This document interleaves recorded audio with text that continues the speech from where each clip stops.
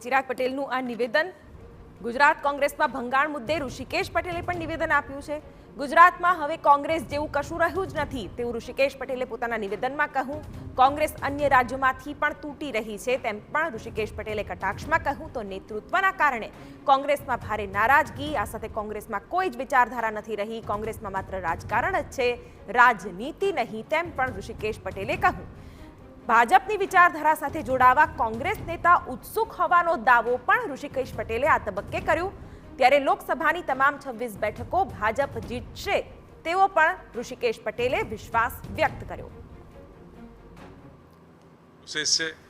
આ તો ચાલી રહ્યું છે, કોંગ્રેસ તો બધા રાજ્યોમાંથી પણ લગભગ એના વીંટા વાળી રહી છે, રાજ્યની અંદર પણ એ દિશામાં જઈ રહી છે અને એ નેતૃત્વના કારણે આ બધું શક્ય છે।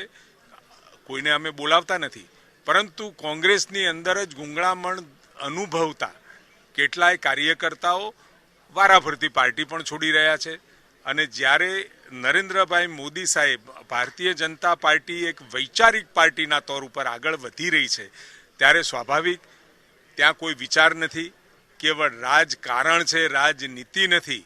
એટલે સ્વાભાવિક વિચારધારા સાથે જોડાવા માટે કેટલાય લોકો જે પાર્ટીમાં નથી અને પાર્ટીમાં છે સામે એ લોકો પણ આજે ખૂબ મોટી સંખ્યામાં નરેન્દ્રભાઈ મોદી સાહેબને સમર્થન આપવા આવી રહ્યા છે।